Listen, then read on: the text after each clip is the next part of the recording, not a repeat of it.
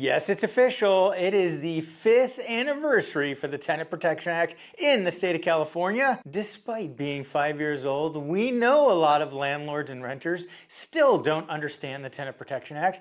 And why do we know? Because we get their comments under our videos, we get their phone calls, we get their emails with important questions about the Tenant Protection Act, or AB 1482. In this quick guide for renters and landlords, we're going to run through the top 5 myths, including the biggest question out there: can a landlord permanently lose their exemption to the Tenant Protection Act? And remember, we can't give tax or legal advice, but for the most honest and up-to-date real estate advice, subscribe to this channel. So your first big question may be, what is the Tenant Protection Act, or AB 1482?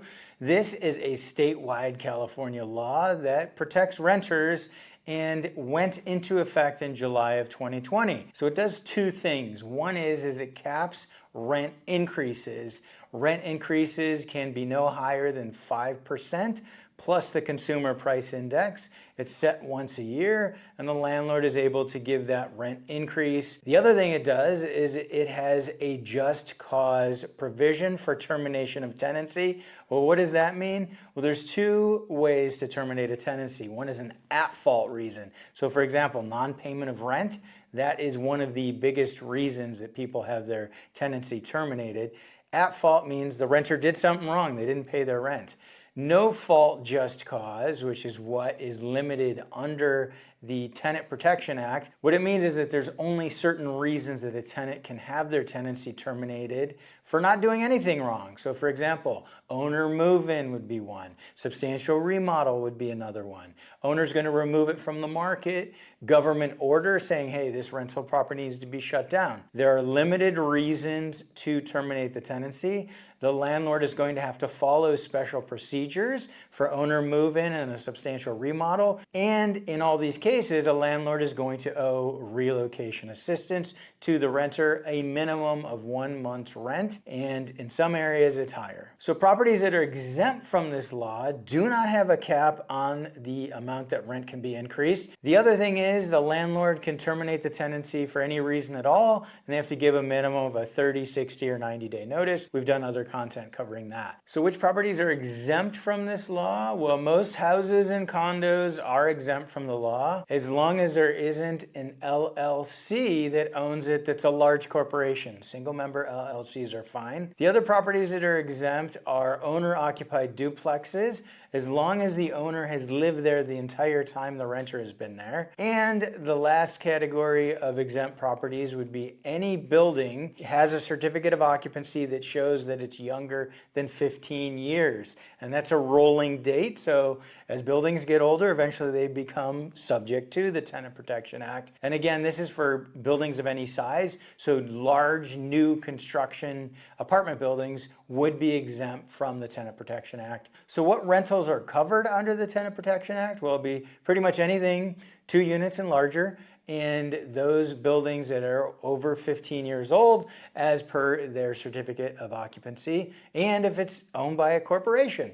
So if a large LLC owns a single family home, that property is subject to the Tenant Protection Act as long as it's over 15 years old. So myth number 1, hey, I'm a landlord, I'm renting out a single family home, I'm automatically exempt from the law. No, this isn't true. It is required that a landlord give the appropriate exemption language to the renter. Now, at this point in time, it must be included with the lease, but stick around for number 5 because we're going to share a very important update on what happens if a landlord has not given the exemption language. The next myth, and that is that the exemption language needs to be signed by the renter. This isn't true. All the law requires is that a landlord give the exemption language to the renter. Now, because we're after July of 2020, it must be included with the lease, and most times they're going to be signing all the pages of a lease, but there's nothing that says it's required that the renter signs the exemption form. The rent cap and just cause addendum the California Association of Realtors use, there is a line for tenants to sign, and in most cases they will, but again, not required. The next myth, another big one, I'm exempt from the Tenant Protection Act.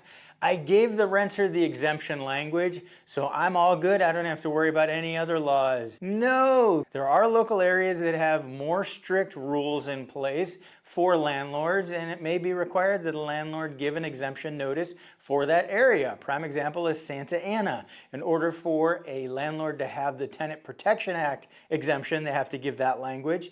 And then in Santa Ana, landlords required to give the exemption language for the Santa Ana ordinance. Other areas have notices that need to go with the leases as well. For example, LA City, in certain properties the Just Cause ordinance covers, it's required the landlord gives a notice with that as well. So make sure you understand the statewide law, AB 1482 or the Tenant Protection Act, and understand your local law where you are as a renter or landlord. The next myth is that if the property is owned by an LLC or a trust, even if it would have been exempt, it is now subject to the Tenant Protection Act. And that is false. We're diving into the actual legislation here, and we can show you what it says.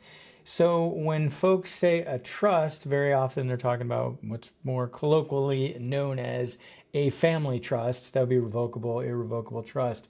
What the legislation specifies is a real estate investment trust as defined by the IRS, and that is a different thing. It is not a family trust. The real estate investment trust is a stock market exchanged vehicle, and that's not what we're talking about here. So if it's a single family home and it's in a family trust, you still have your exemption. The next big one is the LLC. It doesn't automatically make you subject to the Tenant Protection Act. The intention of the Tenant Protection Act is to prevent large corporations from being able to get exemptions from this law. This is not for a single member or a husband and a wife who have an LLC set up to capture them, to ensnare them in the law. They keep their exemption to the Tenant Protection Act, assuming they meet the other requirements. This one's going to be worth the price of admission. Myth number 5, a landlord did not give the exemption language, so that property is not able to have the exemption while that renter lives there. This is a myth. There's 2 different paths depending on when the renter moved into the property. So if the renter took occupancy before July of 2020, and the landlord has not yet given the exemption language, they can simply hand them that form. Nothing special is needed. Hand it to the renter, make sure it's properly delivered, and that property is then immediately exempt from the Tenant Protection Act. Now some people will say, but in the law it said there was a deadline of August of 2020, and I even reference that in some of my videos. If you read the law closely, it actually says that the properties that are subject to the Tenant Protection Act must receive the notice by August of 2020. It does not say that for the exempt properties. For those renters who moved in after July of 2020, the law says it must have been included with the lease. So while the landlord was having them sign all the lease paperwork, they were supposed to give the exemption language, whether it was an addendum or actually incorporated into the lease. If a landlord missed this, do they lose their exemption? No, different process.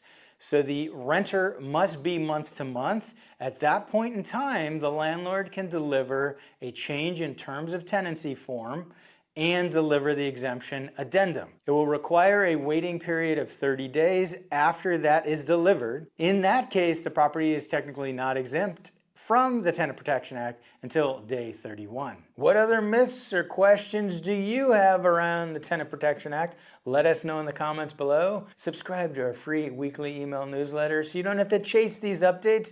We'll send them directly to you every Sunday, gently to your email inbox. Thanks for tuning in. This has been Christian Walsh, real estate agent with Wire Associates, and we can't wait to help you.